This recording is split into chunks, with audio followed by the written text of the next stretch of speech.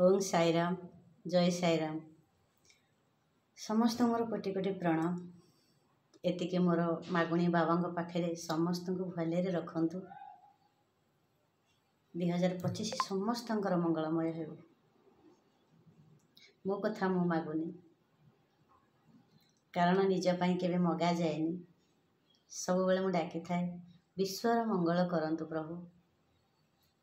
एतिके मागुणी समस्ते भलरे रहंतु। गोटे सुंदर अनुभूति बाबांकर कहबी। जने भक्त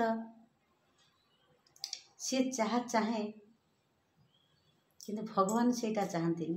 आ भगवान जिते जोटा चाहती भक्त भी सेटा चाहे ना। एमती भी बेले बेले परीक्षा होता है। आ मु जो भक्त जनक कथा कहूची से आ केही नुहंती। शिरिडी रे आज पर्यंत बाबा पाखे जो नाम टिकक करुचंती साई रेहम नजर करो। आ प्रथम हारमोनियम बजेकरी सौभाग्य पाइथिले। बाबा तांको गोटे चाकरी देइथिले। आ सेठी तांको जीवनटा अतिबाहित होइछि। एबे भी से अछंती। से भक्त जनक कथा माजी कहबी। काहेकि कहली मु जहाँ चाहे तुम्हें चाहना। तुम्हें जहाँ चाहो प्रभु मु चाहेना। मु जहाँ चाहे तुम्हें चाहना।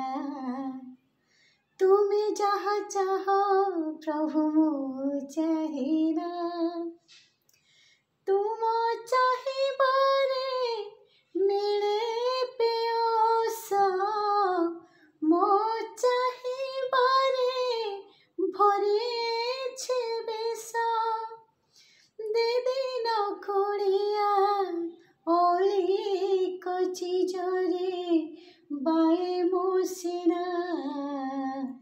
मो जहाँ चाहे तुम्हें चाहना। तुम्हें जहाँ चाहो बाबा मो चाहेना। तुम्हें जहाँ चाहो बाबा मो चाहेना। हूँ तो टिके अनुभूति धीरे धीरे शुभिब कहीं मो माइक्रोफोनटा देनी जेहेतु व्यस्त भितर अच्छी। आपण मैंने मोबाइल तो सब देखुं जानीपारे मुझे कहीं कहली व्यस्तता भितर अच्छी। तथापि आपण मैंने मत अपेक्षा करेंगे बोली तार भितर मुझे समय बाहर करी। आपण जानते मुझे शिरडी जीवी बोली आउ टिके डेरी हम वीडियो आपण मानक देखा कहीं बाहर को गले गोटे नियम अच्छी। आपण मानक टिप्सटा दौची। आपण माने कथा रखिबे मानिबे। आपण माने भाबिबेनी जे दीदी आपण कहूथिले शिरडी जीवे बोली को दिन जीवे पचारुचंदी। किंतु मो विश्वास रे मेसेज करूची रिप्लाई दौची किंतु सेटा ठीक नुहे। कारण आपण देखंतु आपण गोटे जगह को निर्धार्य कले जीवा पाए सांगे सांगे वीडियो करके ताकू छाड़ी देले आपणकर घरे किसी भी असुविधा हो पारे। कारण आजिकल एकाटिया घर जुआड़े गले ताला पकईकि आपण जीवे आसला बेलू क्या नजर लगी जाइथिबो। कारण से कन्फर्म हो गले वीडियो माध्यम रे आपण नाहांती बोली किसी भी हो पारे। आपण घरे आपण साथी रे भी आम फेरुचु आम ये खाऊचु आम ये गलु ये सब जिनस वीडियो माध्यम रे कुआ जाएनी। आउ जिते बेले बाबा ऊपर आमर भरोसा अच्छी मु तेणुक मो बाबा को भल पाए आपण मानक भल पाए बोली मु केबे लुचई पारे ना सब कहीदे। आउ तार भितर मु जहाँ घटिबो मो बाबा ताको कृपा करिवे बाबा रक्षा करिवे। किंतु एटा ठीक नुहे। आपण जोठी जा आपण जदि गोटे यूट्यूबर अछंती कि आपण खुशी रे भी गोटे मोबाइल वीडियो करूचंती सांगे सांगे छाड़ती ଘରକୁ ଆସିବେ ପହଞ୍ଚି ସାରିବେ। କାରଣ ମୁଁ ଧର ସିରିଏଲରେ ମୁଁ ତ କେବେ ଲାଇଭ୍ କରିନି ନା, କରିନି, କାରଣ ମୋର ପୁଅ ଚ୍ୟାନେଲ୍ ଚଲାଏ। ତେଣୁକରି ମୋ ପୁଅ ଗୋଟେ ଇଞ୍ଜିନିୟର, ଆପଣ ଜାଣିଛନ୍ତି, ତା'ର ଡିସିପ୍ଲିନ୍, ସେ ବହୁତ ହୁସିଆରି କଥାବାର୍ତ୍ତା କରିଥାଏ। ସେଇ ହିସାବରେ ମୁଁ ଯେମିତି ସଂସ୍କାର ଦେଇଛି ସେ ସେମିତି ବଢ଼ିଛି। ମୁଁ ବି ଏତେଟା ଭଲ ପାଏନି, ଯେତିକି ଦରକାର ଆମେ ସେବା କରିବାକୁ ଆଇଛେ ସେବା କରିବା। କାହାର ଇଚ୍ଛା ହେଲା କି ଆମକୁ ଆଗକୁ ନେଇପାରନ୍ତି ନ ନେଇପାରନ୍ତି, ସେଟା ସେମାନଙ୍କର ବ୍ୟକ୍ତିଗତ ନିଜସ୍ୱ। କାହା ଉପରେ ଯେ ଆମେ ବୋଝ ଲଦି ଦେବାନି ଯେ ଆମେ ଭିଡ଼ିଓ କରୁଛୁ, ବାବାଙ୍କ କଥା କହୁଛୁ କି ଅନୁଭୂତି କହୁଛୁ ଆପଣ ଶୁଣନ୍ତୁ କି ନା। ଯେତେବେଳେ ସମୟ ହେବ, ସମସ୍ତେ ଯେ କର୍ମମୟ ଜୀବନ ଭିତରେ କ'ଣ ଖାଲି ମୋବାଇଲ ଖୋଲିକରି ବସିଛନ୍ତି ନା, ତାର ଭିତରେ ଯେତେବେଳେ ସମୟ ହେବ ଆପଣଙ୍କୁ ବାଧ୍ୟ କରୁନି, କିନ୍ତୁ ଯେତେବେଳେ ଦୁଃଖ ସମୟରେ ନା ମୋ କଥା ମନେ ପକାଇବେ। ଏଇ ଭିଡ଼ିଓ ଟିକେ ଦେଖିଦେଲେ ଆପଣଙ୍କୁ ଖୁସି ଲାଗିବ। ସବୁବେଳେ ଯେ କୋଟିପତି ବି ଦୁଃଖରେ ଅଛି, ଗରିବଟି ବି ଦୁଃଖରେ ଅଛି, ନିଶ୍ଚିତ କିଛି ନା କିଛି ଆଖିରୁ ଲୁହ ବହୁଛି। ଜଣେ କୋଟିପତି କିନ୍ତୁ ତା ଫ୍ୟାମିଲିକି ସେ ଏତେ ଭଲ ପାଏ, ତା ଭିତରୁ ସେ ସ୍ନେହ ମମତା ପାଏନି, ତାକୁ କେହି ଆପଣାର ଭାବନ୍ତିନି, ତାକୁ କେହି ଚିହ୍ନନ୍ତିନି, ତା ପାରିଶ୍ରମର ମୂଲ୍ୟ ତାକୁ ମିଳେନି, ସେ ବି ଲୁହ ବୁହାଏ। କୋଟିପତି ହେଇଥିବ କିନ୍ତୁ ଗୋଟିଏ ଗରିବ, ସିଏ ବି ଆଖିରୁ ଲୁହ ବୁହାଏ, କାରଣ ତା ପରିଶ୍ରମର ମୂଲ୍ୟ ଜଣେ ଜଣେ ଫ୍ୟାମିଲିରେ ଦିଅନ୍ତିନି, ବୁଝନ୍ତିନି କେତେ ପରିଶ୍ରମ କରିକି ସେ ଘରକୁ ଫେରୁଛି। ଆମେ ଘରେ ବସିକରି ଖାଉଛେ, ଇଏ ତ ଗୋଟେ ଅଲଗା ଆଡ଼କୁ ପଳେଇଯିବ ଭିଡ଼ିଓ, ସେ ଛାଡ଼। ସବୁ ଭାଇମାନେ ବି ମୋତେ ସବୁବେଳେ ସପୋର୍ଟ କରନ୍ତି। ଆଉ ଜଣେ ଭାଇ କହିଥିଲେ, ସତରେ ଭଉଣୀ କେତେ କିଏ ରୋଷେଇ ଛାଡ଼ୁଛନ୍ତି, କିନ୍ତୁ ଆପଣ ଯେଉଁ ପଦେ କହୁଛନ୍ତି ଆମ ପେଟ ପୁରି ଯାଉଛି। ତାର ଭିତରୁ ଜଣେ ଆର୍ମି ଅଫିସର ସିଏ ବି ମେସେଜ କରିଥିଲେ, କହିଲେ ଆମେ ବାହାରେ ଥାଇକି ସୁଦ୍ଧା, ମାନେ ଆମେରିକାରେ ଥାଇକିରି ସିଏ ବି ଭିଡ଼ିଓ ଦେଖୁଛନ୍ତି, ସୁରଟରେ ବି ଥାଇକିରି ସିଏ ବି ଭିଡ଼ିଓ ଦେଖୁଛନ୍ତି। ଏଇ ସବିତା ମା ତ କହୁଥିଲେ, ଆପଣ ମେସେଜରେ ବି ପଢ଼ିଥିବେ, ସୁରଟରେ ରହୁଛନ୍ତି। ଆଉ ପ୍ରଭାସିନୀ ମା ତ କେଉଁଠି କ'ଣ ମୁଁ ତ କହିପାରିବିନି କି ମୋର ମନ ରହିନି, ସେ ମୋତେ କହୁଥିଲେ ହୁଏତ ମୋର ମନ ରହିନି, କାରଣ ସିଏ ଯେହେତୁ ଗୋଟେ ଗୃହିଣୀ, ମୁଁ ବି ଗୋଟେ ଗୃହିଣୀ। ତେଣୁକରି ତାରି ଭିତରେ ଆପଣ ସମସ୍ତେ ଜାଣିଛନ୍ତି, କିନ୍ତୁ ଆପଣ ଭିଡ଼ିଓ ଯଦି ମୁଁ ନ ପଠେଇ ପାଇଲି ଆପଣ ମନ ଦୁଃଖ କରିବେନି, କାରଣ ମୁଁ ସତଟା କହିଲି। ତାରି ଭିତରେ ସମୟ ବାହାର କରି ମୁଁ ଆପଣମାନଙ୍କୁ ଗଳି ପୋଛିକିରି ଭିଡ଼ିଓ ଛାଡ଼ିବି, ଆପଣ ଦେଖିବେ। ଏବେ ଗୋଟିଏ ଅନୁଭୂତି କହୁଛି।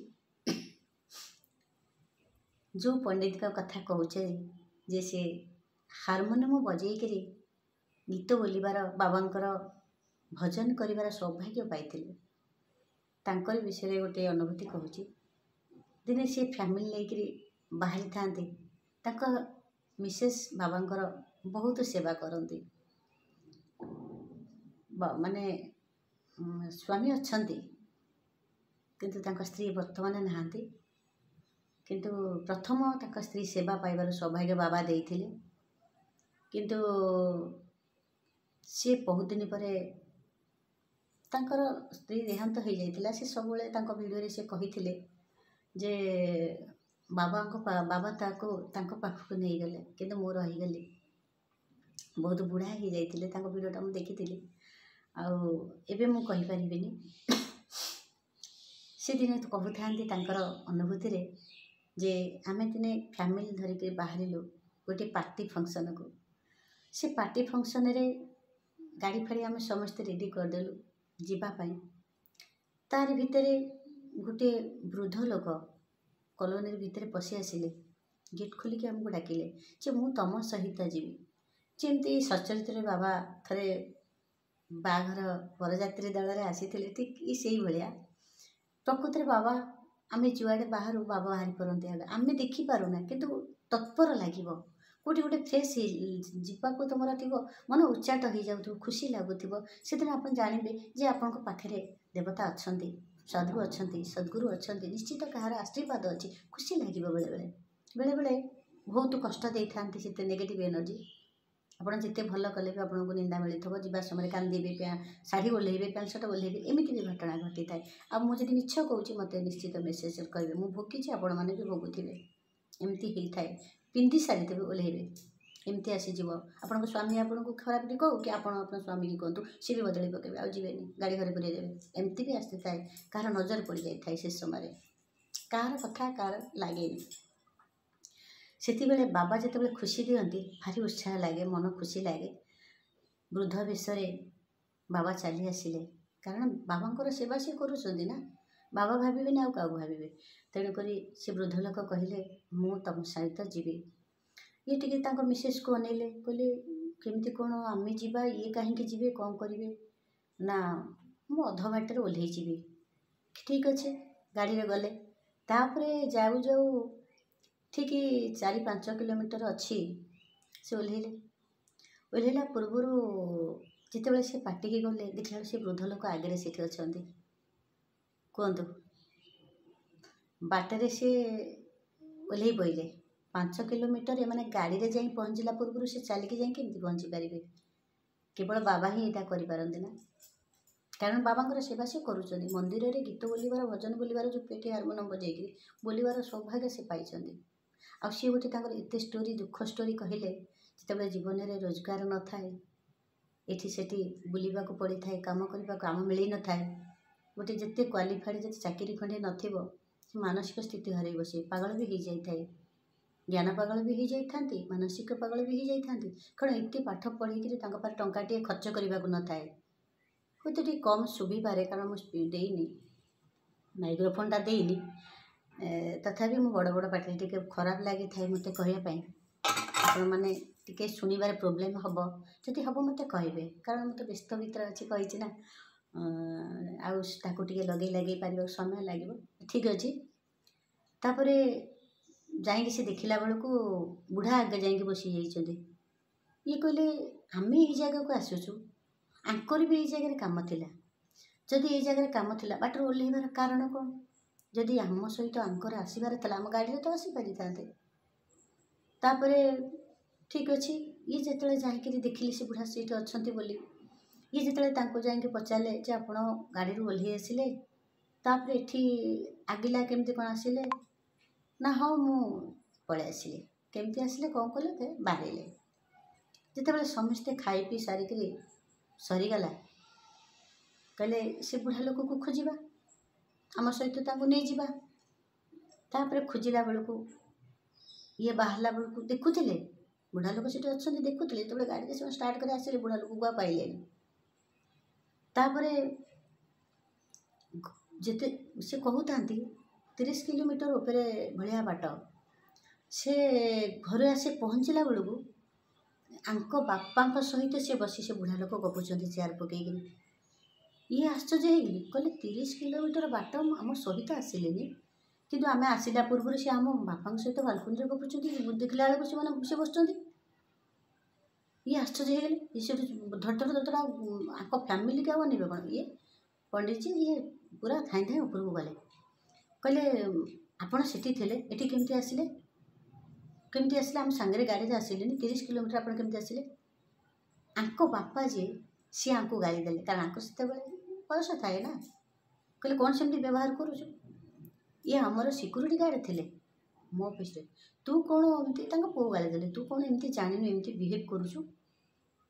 ସିଏ ଗୋଟେ ବୟସ୍କ ଲୋକ, ସମ୍ମାନିତ ଲୋକ। ଇଏ ସେଠୁ କହିଲେ, ପଣ୍ଡିତ କହିଲେ ବାପା ଆପଣ ଜାଣିନାହାନ୍ତି, ଇଏ କୌଣସି ସିକ୍ୟୁରିଟି ନୁହନ୍ତି ଗାର୍ଡ଼, କାରଣ ସିକ୍ୟୁରିଟି ଗାର୍ଡ଼ 30 କିଲୋମିଟର ଏଠି ଆସି ପହଞ୍ଚି ପାରିବେ? ତାଙ୍କ ବାପା ତାଙ୍କୁ ଗାଳି ଗୁଲଜ କଲେ, କହିଲେ ବିନା ଦୋଷରେ ମୋ ସାମ୍ନାରେ ତୁଇ ଏ କଥା କହିପାରୁଛୁ? ବାବା ସେଇଠୁ ଜାଣିପାରୁଛନ୍ତି ଯେ ଆଙ୍କ ଭିତରେ ବାବା କେମିତି କେଉଁ ତରିକାରେ ନିଜର ପରିଚୟ ନ ଦେଇ କେମିତି ଅନୁଭବ କରେଇଥାନ୍ତି ଯେ ଆମେ ଯେତେବେଳେ କହୁଥିବା ଯେ ଅମୁକ ଲୋକ ଭିକ୍ଷା ମାଲି 8 ଦିନ ପରେ ଆସିଥିଲା, ପୁଣି ଆଜି ଆସିଲାଣି, କାଲି ଆସିଥିଲା, ପୁଣି ଆଜି ଆସିଲାଣି, କିନ୍ତୁ ତମ ରୂପରେ ଚାଲି ଆସେ। ଯେମିତି ସବିତା ମା ମୋର ମେସେଜ୍ କରିଥିଲେ ଯେ ମା ମୁଁ ଆପଣଙ୍କୁ ସ୍ୱପ୍ନରେ ଦେଖିଲି, କୁଣ୍ଢେଇ ପକେଇଲି, ଆଉ ଏ ମେସେଜ୍ ଏଡ଼େ ସୁନ୍ଦର ମୋତେ ଲାଗିଲା। ମୁଁ ତାଙ୍କୁ ମେସେଜ୍ ରିପ୍ଲାଏ ଦେଇଥିଲି ଯେ ବାବା କାହା ରୂପରେ ବି ଯାଇପାରନ୍ତି, ମୁଁ ଯେ ମୋ ରୂପରେ ଗଲେ ଆପଣଙ୍କ ରୂପରେ ବି ମୋ ପାଖକୁ ଆସିପାରିବେ, କିଛି ନାହିଁ। ବାବାଙ୍କୁ ଯିଏ ଭଲ ପାଆନ୍ତି, ଧୈର୍ଯ୍ୟ ଧରିକି, ଶ୍ରଦ୍ଧା ସବୁ ସେ କହିଛନ୍ତି ଯେ ଧୈର୍ଯ୍ୟ ଧରିକିରି ତାଙ୍କୁ ପରୀକ୍ଷାରେ ଉତ୍ତୀର୍ଣ୍ଣ ହେଇପାରିବେ, ବାବା ତାଙ୍କୁ କେବେ ବି ଛାଡ଼ି ପାରିବେନି। ଆଉ ବାବା ଯାହାକୁ ଡକେଇବେ ସେ ନିଶ୍ଚିତ ସିରିରେ ଯିବେ। ଆମକୁ ସେମିତି ମୁଁ ବିଶ୍ୱାସ କରନ୍ତୁ, ମୁଁ ଖାଲି ମିଛରେ କହିଦେଲି ବାବା ଜୁନ୍ ମାସରେ ନେଉଛନ୍ତି, ମୋ ଶାଶୁ ଶ୍ୱଶୁରଙ୍କର ଶ୍ରାଦ୍ଧ ପଡ଼ୁଛି, ମୁଁ ସେମାନଙ୍କ ସହିତ ଯାଇପାରୁନି, ଆଉ ଏବେ ମୋର କିଛି କାମ ନାହିଁ, ଟିକେ ଟିକେଟ୍ କରନ୍ତନି, ଖାଲି ବିଶ୍ୱାସ କରିବେନି ସନ୍ଧ୍ୟାବେଳେ ଏମିତି କହିଦେଇଥିଲି। ଖାଲି ଏମିତି କଥା ପ୍ରସଙ୍ଗ ଆଲୋଚନା ହେଲା ବେଳେ ମୋ ପୁଅ ଟିକେଟ୍ କରିଦେଲା। ବାବୁ ଚାହିଁଲେ, ଯଦି ବାବୁ ମନା କରିଥାନ୍ତେ ମୁଁ ଯାଇପାରିଥାନ୍ତି, ଆସିପାରିଥାନ୍ତି ସିରିଏଲ୍। ଠିକ୍ ସେୟା, ବାବା ଯେତେବେଳେ ଯାହାକୁ ଚାହିଁବେ ସେ ନିଶ୍ଚିତ ଯାଇପାରିବ। ଆଉ ବାବା ଯେଉଁଠି ଯାହା ରୂପ ସେ କେତେ ପ୍ରକାର ରୂପ ନେଇପାରିବେ। ଠିକ୍ ସେମିତି ଯେତେବେଳେ ସେ ବୃଦ୍ଧ ଲୋକ ଜାଣିପାରିଲେ ଯେ ମୁଁ ନେଇକି ଏମାନେ ଏମିତି ଝଗଡ଼ାଝାଟି କରିସାରିଲେଣି, ସିଏ ଛଟାପଟ ଚଙ୍ଗଚଙ୍ଗ ହେଇକିରି ବାବା କୁଆଡ଼େ ସାଙ୍ଗେ ସାଙ୍ଗେ ଭିତରେ ପଳେଇଯିବେ। ତୁମେ ଦେଖୁଥିବ ତୁମ ଗେଟ୍ ଖୋଲିକି ଗଲେ, ତାପରେ ତୁମେ ପଡ଼ୋଶୀ ଘର ପଚାରିଲା ବେଳକୁ ନା ଏଠି କେହି ନାହାନ୍ତି କହିବେ। ଏମିତି ବି ଅନୁଭବ ମୁଁ ବି ନିଜେ କରିଛି, ଆଉ ବହୁତ ଅନୁଭୂତି ବି ମୋର ଅଛି, ମୁଁ ନିଶ୍ଚିତ ବନେଇବି। ଆପଣମାନେ ତ ଯେଉଁଟା ପ୍ରଥମରୁ ଛାଡ଼ିଛି ଆପଣମାନେ ହୁଏତ ଶୋ ନ କରୁଥିବ, ଅନୁଭବ ନ କରୁଥିବେ, କିନ୍ତୁ ବହୁ ଜୀବନରେ ଏମିତି ଅନୁଭୂତି ମୋ ପାଖରେ ଅଛି। କାରଣ ମୁଁ ଯେତେବେଳେ ସମୟ ପାଏ କହିଥାଏ। ତାପରେ ଯାଇସାରିଲା ପରେ ବୃଦ୍ଧ ଲୋକ ପଳେଇଗଲେ, ଇଏ ଜାଣିଲେ, ତାଙ୍କ ବାପା ଜାଣିଲେ ଯେ ସିକ୍ୟୁରିଟି ଗାର୍ଡ଼ ଥିଲେ। ତାପରେ ଯାଇସାରିଲା ପରେ ଷ୍ଟୋରି ଟୋଟାଲ୍ କହିଲେ। ତାଙ୍କ ସ୍ତ୍ରୀ ବୋହୂ ସିଏ ବି କହିଲେ ମୋ ସାମ୍ନାରେ ଏଇ ଘଟଣା ସବୁ ଘଟିଲା, ଏମିତି ଏମିତି।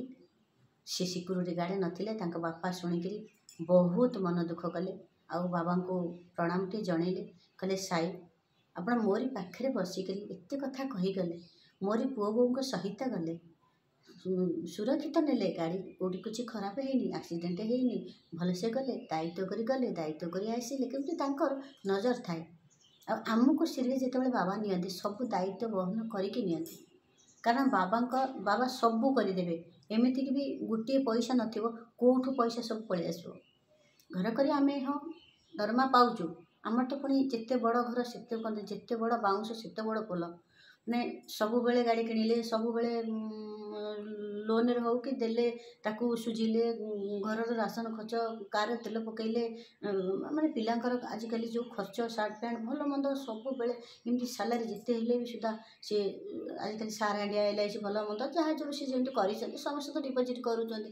ଏମିତି ବି ଯେତେ ବଡ଼ ବାଉଁଶ ସେତେ ବଡ଼ ପୋଲ। ଆପଣ ବି ରୋଜଗାର କରୁଥିବେ, ଆପଣ ଜାଣିଥିବେ। ଆପଣ ଦରକାର ପଡ଼ିଲେ 2000 ଟଙ୍କାରେ ଚଳିପାରୁଥିଲେ, କିନ୍ତୁ ଏବେ 20,000 ଟଙ୍କାରେ ଆପଣଙ୍କୁ ନିଅଣ୍ଟ ହେଉଥିବ। ମୋର ବି ହେଉଛି, ଆପଣ ବି ହେଉଥିବ।